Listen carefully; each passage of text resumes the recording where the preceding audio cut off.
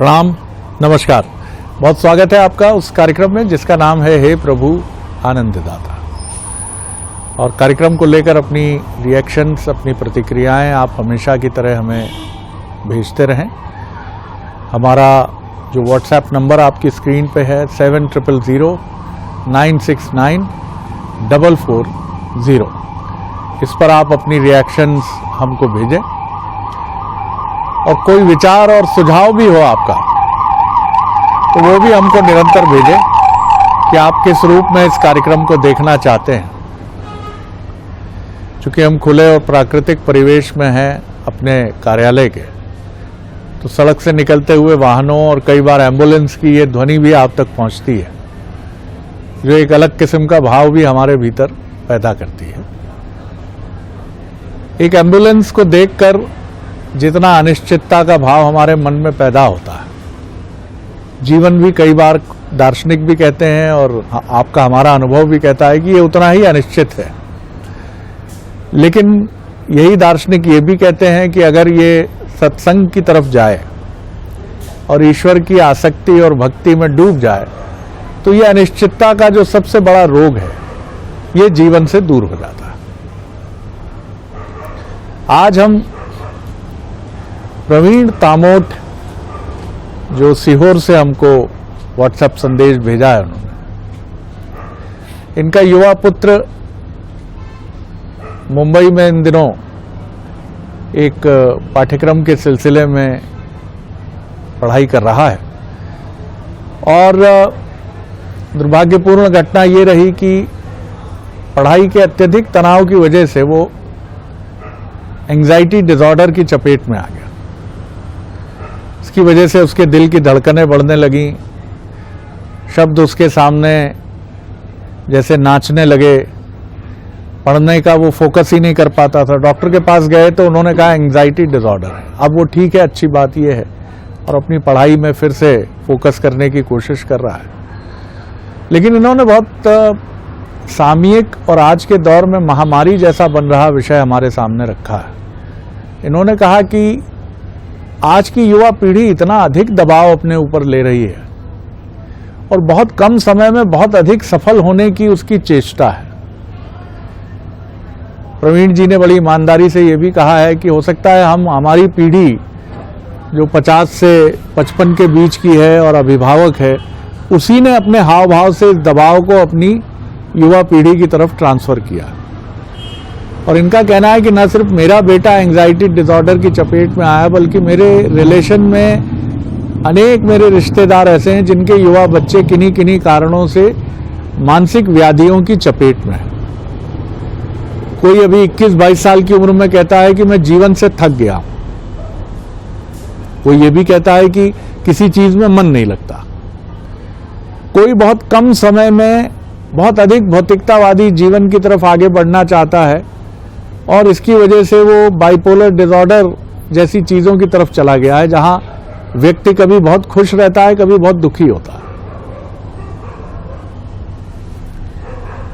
आप और हम सब अगर 2 पीढ़ी पहले अपने ही पुरखों पर निगाह डालें, यानी मेरी पीढ़ी जो है वो अपने दादा को देखे,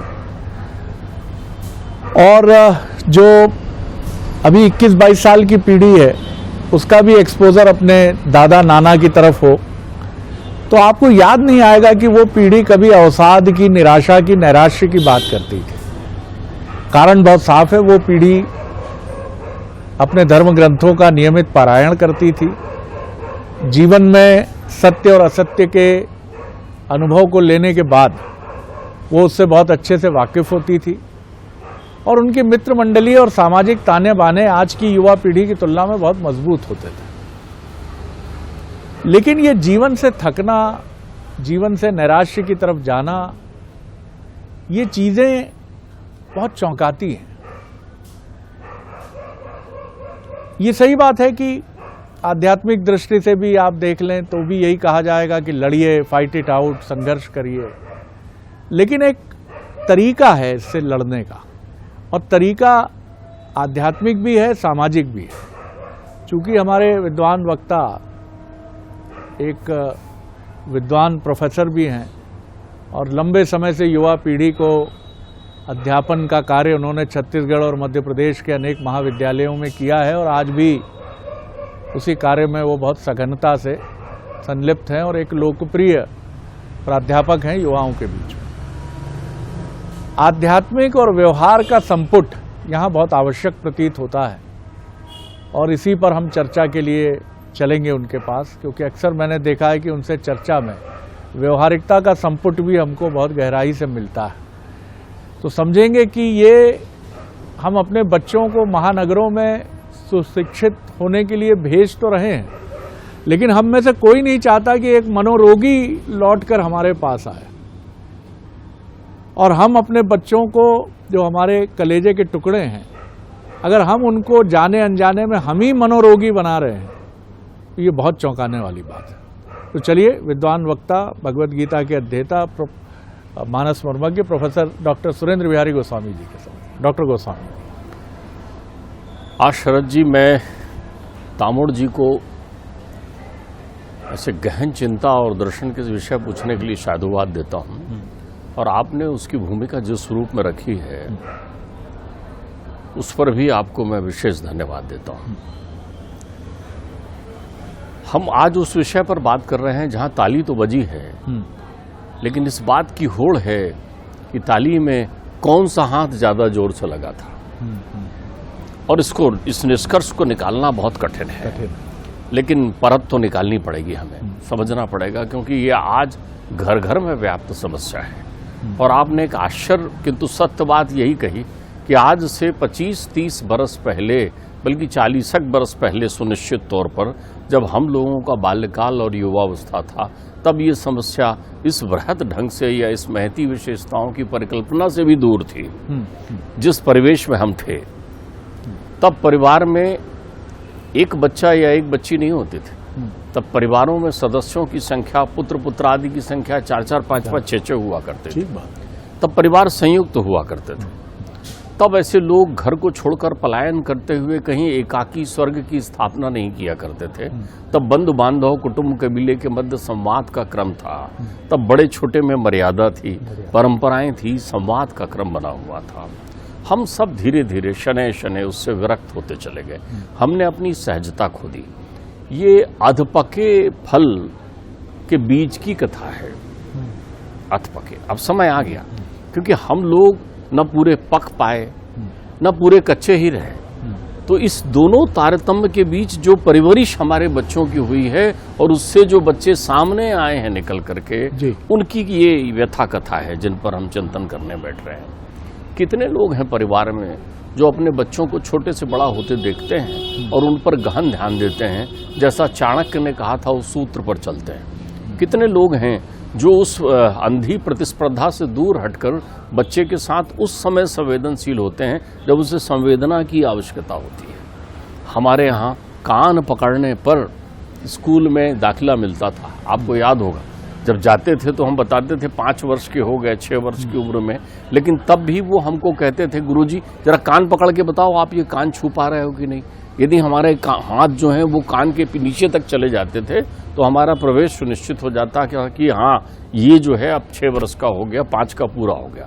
पौगंड अवस्था में विद्या अध्ययन की परंपरा थी हमारे यहाँ। तब किसी 2.5 वर्ष के 3 वर्ष के बच्चे को पाठशाला भेजने की व्यथा कथा नहीं थी। तब वहाँ वो भाग दौड़ नहीं था कि बच्चा 3 साल का हुआ और आपने भेज दिया। मैं बहुत सोचता हूँ, मैंने आपसे पहले भी कहा है कि किसी श्लोक को, जो चाहे सदाचार में वर्णित हो, चाहे उपनिषद में वर्णित हो, चाहे वेद पुराण में वर्णित हो, चाहे वो हमारे किसी संत मुनियों के द्वारा कहा गया हो, विशेषकर चाणक्य की उक्ति, विशेषकर आचार्य शंकर का संदेश, चाहे वो विवेक चूड़ामणि का हो, आपको ठहर कर सुनना चाहिए। आपको पंचतंत्र की उन कथाओं को एक बार फिर अभी पढ़ना चाहिए। आवश्यकता है उसको पढ़ने की। एक राजा की 3 मूल विद्यार्थी संतानें नहीं हो सकती। राजा की संतानें मूल क्यों हैं? किस कारण उनको मूल स्थापित किया गया है? क्योंकि वो अति चंचल हैं, उनमें धैर्यता नहीं है, उसमें धीरज नहीं है, उसमें थिराव नहीं है। उनके अंतर चित्त में वो विशुद्धता का प्रत्यारोपण राजा नहीं कर पाए हैं। तब तो पंचतंत्र की कथाओं के माध्यम से प्रक्रिया बनी थी। चाणक्य बड़ा सुंदर ढंग से परिवार के लालन पालन की बात कहते हैं। लालयेत 5 वर्षाणि 10 वर्षाणि ताड़येत प्राप्त षोडशे वर्षा पुत्र मित्रम आचरेतु। बहुत सहज सरल संस्कृत में वो कह रहे हैं कि भैया 5 वर्ष की उम्र तक तू अपने बच्चे को लाड़ प्यार दे। क्या हम दे पाते हैं? क्या हम ऐसा कर पाते हैं? क्या उस बच्चे को लाड़ नाम का वो तत्व मिलता है? क्या महतारी अपने ममत्व की पूरी जो वर्षा है वो कर पाती है? क्या आपका ध्यान उस बच्चे में रहता है, या आप खुद अपने आप में मस्त हो जाते हैं? देखते जाइए, मैं आपको उस विषाद की ओर ले चल रहा हूं, आप बहुत सावधान होकर इस टिप्पणी पर ध्यान देना। अब हम वहां चूके, कहां चूक रहे हैं देखते जाइए। हमने उस बच्चे को 5 वर्ष तक के जो है ये समझ लिया, 2-3 बरस का हुआ तो हमें लगा अरे तुमको भी ये करना, भेज दो 2 घंटे के लिए झूला घर, 4 घंटे के लिए वहां मौसी के यहाँ, फूफा के यहाँ, दादा के यहाँ, जो भी संपर्क में आया थमाया हमने उसको। हमारा वो लाड़ क्षणिक रहता है, फोटो खिंचाने तक के लिए लेकर के। हम कितनी बार उसको गलवहियां और कंधा में उठाकर घूमते हैं, हम कितनी बार उसके लिए घोड़े बने हैं, हम कितनी बार उसके साथ समय बिताए हैं। वो तो घर की चीजों को इधर उधर पटकता है तो हमें लगता है देखो ये उद्दंड हो गया है, उस समय से देख रहे हैं उसको। जैसे हम नहीं, एक महतारी ने चटाक की आवाज सुनाई पड़ी घर में, तो मैंने कहा क्यों? अरे बहुत उधम करता है। मैंने कहा तू नहीं करती थी, 3 बरस के बच्चे से तू कौन सी अपेक्षा कर रही है? ठीक बात। तो हमने पुष्ट होने की नींव खत्म कर दी। उसको वो सब सानिध्य प्रदान नहीं किया, ना दादी का मिला, ना नानी का मिला, ना चाची का मिला, ना चाचा का मिला। मस्त हैं अपने आप में खोए हुए। ताली देखनी पड़ेगी आपको, तवाव दोनों तालियों में। 10 वर्षानि ताड़येत। अब जब आगामी 10 वर्ष आया उस बच्चे का, जो किशोर अवस्था का है, पौगंड से लेकर के, इतने विवश माता पिता तो मैंने इस समय ही देखे हैं, जिसमें हम आप सब भी शामिल हो सकते हैं। ईश्वर की कृपा से मैं नहीं हूं शामिल, लेकिन हो सकते हैं, क्योंकि ऊपर की छत्र छाया यदि गड़बड़ हुई तो आप अपने किशोर बच्चे से बात करने में डरते हैं, उसको टोकने में डरते हैं। क्यों? उसको भी अधपका बना दिया, आधा पाश्चात्य का, आधा अपने संस्कार लिए डोल रहे हो, आधा अधूरा। A little knowledge is always dangerous things. एकदम खतरनाक है, वो आधा है। जिस भाषा में पढ़ने गया है वो घर में नहीं बोलता, जो घर में बोलता है उस भाषा में पढ़ नहीं रहा है, जिस भाषा में पढ़ रहा है उसमें रट रहा है, वो रट रहा है। आप रोज देख रहे हैं कि वो निबंध समझ के नहीं आया है, रट रहा है। उसको ए फॉर एप्पल, और एक सीमा के बाद माता जी और पिताजी भी हाथ उठा देते हैं तो कोचिंग भेज रहे हैं उसको। क्यों? आपने जिस शैली में पढ़ाई की वो उस शैली से पृथक शैली में पढ़ रहा है। बहुत सारे लोगों को ये लगने लगता है कि इसको बहुत दूर और बड़े स्कूलों में और बड़ी कोचिंग में पढ़ाएंगे तो बहुत अच्छा पढ़ लेगा। पढ़ना तो बच्चे को है, कोचिंग को थोड़ी पढ़ना है। लंदन में भी जो बच्चा जाकर पढ़ेगा और देहरादून में भी पढ़ेगा और अपने घर में लालटेन की रोशनी में भी पढ़ेगा, तो पढ़ना तो बच्चे को है ना। उसकी मूल प्रवृत्ति से, उसके स्वभाव से, उसकी सहजता से हम उसको वंचित कर देते हैं। ठीक बात। वो रोता है, टीस करता है अकेले में, तब उसे बाहर के मित्र मिलते हैं। इसको 16 अवस्था में तनाव कम करना है, आओ जरा इसमें कश लगाओ, तुमको अच्छा लगेगा, आओ जरा यहाँ घूमते हैं। क्या हुआ? वो झूठ बोलना सीखता है, वो कुसंग में पड़ता है, अकेला है। आप तो निश्चिंत हो गए कि पैसा भर दिया है तो बहुत अच्छा पढ़ रहा होगा। ये धारणा गलत है। ये धारणा थी। इसके 10 वर्षानी ताड़येत का अर्थ होता है अपनी परंपरा, अपनी संस्कृति, अपने संस्कार, अपनी मर्यादा, आचरण, अनुशासन, इन सब की शिक्षा आपको देनी चाहिए थी। प्रथम गुरु विवश बैठी है, बेटी से बात नहीं कर पाती, बेटी कहती डोंट टॉक, वो चुप हो जाती है, अंग्रेजी में कुछ बोल के चली गई है। स्वेच्छाचारी बच्चों का निर्माण होता चला जा रहा है। हम क्यों हम अपना प्रभाव खोते चले जा रहे हैं? क्योंकि हमारा वो सानिध्य छूटता चला गया ना। हमको दूसरे प्रिय लग रहे हैं, हम दूसरों पर विश्वास कर रहे हैं, स्वयं पर और अपने परिवार प्रवेश और बच्चे पर विश्वास नहीं है आपको। और प्राप्त 16 वर्षा पुत्र मित्र आचरेतु। जूते बराबर हो जाते थे, कंधा लगने लगता था माता पिता का, तो बात करने की शैली बदल जाती थी। वो पिता जो बात बात पर तड़ाका लगाया करते थे, वो माता जो बावली करके डांटने दौड़ती थी, उनकी शैली बदल जाती थी। शरद जी, उनका क्रम बदल जाता था। लेकिन अब आप देखिए कि उनके क्रम में क्या हो गया, मित्रता आपने की ही नहीं। सच्चा मित्र संसार में कौन है? माता पिता, भाई, बंधु, इष्ट, गुरु। इन सब ने उससे मित्रता ही नहीं की, उससे वो बात ही नहीं करता। वो कम बोलता है, उसके पास ज्यादा शब्द संरचना नहीं है, वो अटकने लगा है, वो हकलाने लगा है, लेकिन उसके पास बहुत सारे प्रश्न हैं, बहुत सारे संशय हैं, बहुत सारी पीड़ा है। अब हम आते हैं दूसरी तरफ, किससे कहे वो? आप तो जाके यकयक किसी व्यस्त व्यक्ति से पूछिए, एक ऐसे व्यक्ति से पूछिए जो बड़े पद पर बैठा हुआ है, एक ऐसे व्यक्ति से पूछिए जो बड़ा धन कमा रहा है, एक ऐसे व्यक्ति से पूछिए जो उसकी फीस के लिए दिन रात मेहनत कर रहा है, उससे भी पूछिए कि कितने दिन से तेरी वार्तालाप नहीं हुई तेरी संतानों से, क्या बातचीत किया है, क्या पढ़ रहा है, वो किसके साथ घूम रहा है, वो कब वो आ रहा है, कब वो उठ रहा है। वो भी अपनी बात कहना चाहता है, वो बहुत सारी अपनी उन गलतियों के लिए आपके साथ चर्चा करना चाह रहा है कि पिताजी मैं फेल हो गया था लेकिन मैंने आपको बताया नहीं। लगातार आप समझ रहे हैं कि हर साल मैं पास हो रहा हूं, लेकिन वो तो हर साल फेल होते जा रहा है और झूठ लिख रहा है आपको वहां से कि मैं पास हो रहा हूं। फिर जब वो बात नहीं कर पाएगा तो फिर क्या करेगा? फिर वही करेगा जो वो कर रहा है। वो उन कुसंगति में पड़ गया है, बोलना चाह रहा है, तो आपको चाहिए था कि आप उससे मित्रता करें। वो युवा है, अरे आपका प्रतिबिंब है भाई, तुम्हें अजर अमर अनादि बनाने के लिए खड़ा हुआ है। फिर वो बनेगा तुम्हारा अक्स, फिर उसकी संतान बनेगी, उसकी अक्स, फिर उसकी संतान बनेगी। तुम तो बूढ़े हो रहे हो। ऐसा कैसा तुमने पेड़ लगाया है कि जिसमें जल डालना, खाद देना, उसकी कीड़े मकोड़े तो नहीं लगे हैं ये देखना उपवन में, ये सब भूल गए आप। आपको क्या लग रहा है कि अपने आप प्रकृति कर देगी? खरपतवार दुनिया में सब जगह लग जाते हैं, तो विचार कैसे दूषित नहीं होंगे आपके? तो वो उसकी समस्या हो गई है, वो बोल नहीं पा रहा है। हमारे यहाँ वर्णन है कि बच्चे को देखते थे बालपन से, क्या अच्छा लगता है। आपने तो अपनी परिकल्पनाएं ला दी ना उस पर। बिटिया डॉक्टर बनेगी, अब बिटिया के लिए एक दायित्व तो दे दिया, जब वो ना समझ है तब से उसको रटा दिया कि तेरे को डॉक्टर ही बनना है। अब वो देखती है चीर फाड़ बायोलॉजी और जो दूसरे सब्जेक्ट, तो घबराती है, वो लगती क्या करें, लेकिन फिर देखती माँ की तरफ, मेरी बेटी तो डॉक्टर बनेगी। बेटे को आपने कहा ये तो यूपीएससी का एग्जाम ही देगा, ये बन के दिखाएगा। अरे कमाल है, क्या हुआ? मैंने आपको कभी बताया था कि मैं एक ऐसे आईएएस अधिकारी से मिला जो सेक्रेटरी थे और उन्होंने बस क्षणिक किसी बात पर अपने पद से इस्तीफा दे दिया। मेरे साथ वो एक व्याख्यान से लौट रहे थे, मैंने उनसे कहा कि बंधुवर आपने सेक्रेटरी का पद छोड़ दिया, इतने बड़े पद में, इतने उसमें थे। बोले गोस्वामी जी मेरे लिए वो क्लर्क से भी नीचे का काम था। मैंने कहा ऐसा कैसा कि वो क्लर्क से नीचे का काम था? बोले बाबूजी पुलिस में थे, उनने कल्पना कर दी थी, पुलिस के बड़े अधिकारी थे, तो उन्होंने कल्पना कर रखी थी कि हमारा बेटा आईएएस बनेगा और बड़ा आदमी बनेगा। और मैंने क्लर्क की परीक्षा दी और फेल हो गया। क्लर्क की परीक्षा दी, निकला और फेल हो गया। तो मुझे उन्होंने कहा तू क्लर्क नहीं बन सकता तो क्या आईएएस बनेगा?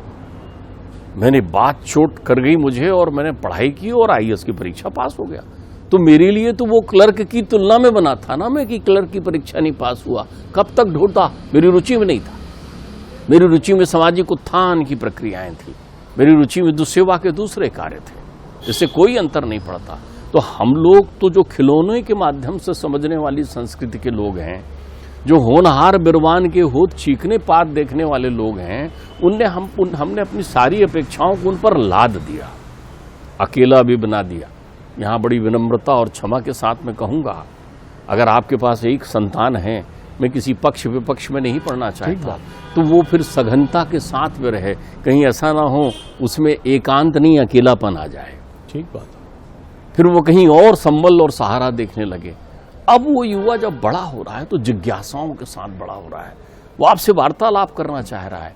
एक बिटिया अपने पिता से पूछना चाह रही है, एक बिटिया अपनी माँ से बात करना चाह रही है, लेकिन आप उससे वार्तालाप करने के लिए उपलब्ध नहीं है। बुभुक्षिता किम न करोति पापम क्षीणारणा निष्करणा भवंती। भूखा मनुष्य अर्थात भूखा मन क्षीण हो जाता है, करुणाविहीन हो जाता है।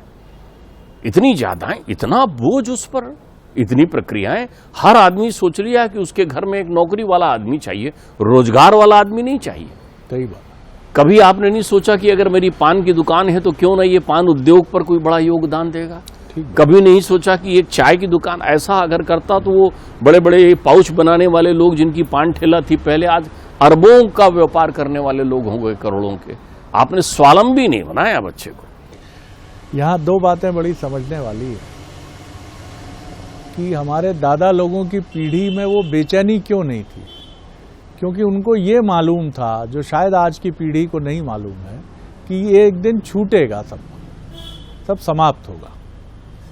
दूसरी चीज, उस पीढ़ी को जो हमारे दादा और नाना की है, उसको ये भी मालूम था कि मन की शांति है। ये आज किस चिड़िया का नाम है, मन की शांति, ये अंग्रेजी की सेल्फ हेल्प बुक जिसको आप कहते हैं, उसमें ढूंढती है आज की युवा पीढ़ी। तीसरी चीज कि इस युवा पीढ़ी को हमने जो सपने दिखाए हैं वो अंबानी और अडानी के सपने दिखाए हैं। बिजनेस क्लास एक अलग क्लास है, सर्विस क्लास एक अलग क्लास है, इसीलिए कहा जाता है बिजनेस क्लास और सर्विस क्लास। हमारे समय में जब हम छोटे थे बचपन में, तो एक मिमिक्री आर्टिस्ट होते थे, तब कपिल शर्मा जी का दौर नहीं था, और जो ऑर्केस्ट्राज होते थे गणेश पूजा दुर्गा पूजा में, नाइकर साहब आते थे जबलपुर से, और वो अक्सर एक लतीफ़ा सुनाते थे जो मेरी स्मृति में अभी भी अटका है। वो कहते थे एक शिक्षक ने ट्यूशन शुरू की, पढ़ाता था, बहुत लोकप्रिय पढ़ाता था, तो उसने एक दिन डींग हाँकने की शैली में कह दिया कि मैं तो टाटा से भी ज़्यादा पैसा इकट्ठा करने वाला हूँ। तो मित्रों ने आश्चर्य से पूछा कि भैया तुम व्यवसाय बिजनेस शुरू कर रहे हो, कमाओगे पैसा, लेकिन और क्या कैसे कमाओगे ये तो बताओ। तो उसने कहा व्यवसाय तो करूंगा, ट्यूशन थोड़ी जोड़ूंगा। सर्विस क्लास आज सोच रहा है कि वो शादी करेगा तो अंबानी की तरह करेगा, टाटा की तरह करेगा। 25 दिसंबर की छुट्टियां मनेंगी तो सिंगापुर में मनेंगी या अमेरिका में मनेंगी, वर्ल्ड टूर होगा। निश्चित तौर पर आप अपनी सीमा से बाहर के सपने देख रहे हैं। सबसे नई गाड़ी, मैं अक्सर देखता हूं, आज अगर आपको किसी नई गाड़ी के बारे में पूछना हो तो आप परिवार के 15 से लेकर 25 साल के लड़के या लड़की से पूछ लीजिए। नए मोबाइल के बारे में पूछना हो 15 से 25 साल के लड़के या लड़की से पूछ लीजिए। शहर में कहाँ बढ़िया हाउसिंग प्रोजेक्ट आ रहा है, ये 25 से 35 साल के युवा से पूछ लीजिए, क्योंकि उनका ध्यान पूरे समय इलेक्ट्रॉनिक गैजेट्स, अच्छे हाउसिंग प्रोजेक्ट्स। उनको ये नहीं मालूम कि मथुरा की गलियों में कृष्ण की बांसुरी कैसे गूंजती थी। उन्हें नहीं पता कि अकेलापन क्या होता है, एकांत क्या है, अकेलापन क्या है। उन्हें नहीं मालूम गीता क्या कहती है। उन्हें नहीं मालूम है कि रामायण का निहितार्थ क्या है। शक्तिशाली राम से अधिक रावण था, लेकिन चर्चा राम की क्यों होती है। इसमें गलतियां बहुत सारे पक्षों की हैं, लेकिन समन्वित रूप से नई पीढ़ी को संभलना होगा। वो रिश्तों को सीढ़ी ना समझें, वो बॉस को आगे बढ़ने का एक बहुत बड़ा तंत्र न माने। और तीसरी चीज़, जो चौथी चीज़ मुझे बहुत महत्वपूर्ण लगती है, कि हमने कृत्रिम मेधावी बच्चों की फौज खड़ी कर दी है। कोई भी बच्चा अगर 24 घंटे में 16 घंटे पढ़ेगा, वो मेधावी नहीं होगा, लेकिन वो 90+ नंबर लेकर आएगा। लेकिन जब वो उन मौलिक प्रतिभा वाले बच्चों के साथ जो नासा जाते हैं या इसरो आते हैं, उनके साथ खड़ा होता है, तो उसका रट्टूपन प्रकट हो जाता है, वहां से फ्रस्ट्रेशन शुरू हो जाता है। 90% लाने वाला बच्चा नंबर अच्छे ला सकता है, लेकिन वो जीवन भर दौड़ में मौलिक प्रतिभा वाले बच्चे या युवाओं की तरह आगे नहीं बढ़ सकता है। ये सब समझना होगा, तब जाके हम इस समस्या के निदान में पहुंच पाएंगे। बहुत आनंद आया गोस्वामी जी। अगले एपिसोड में एक और विषय लेकर उपस्थित होंगे। प्रणाम।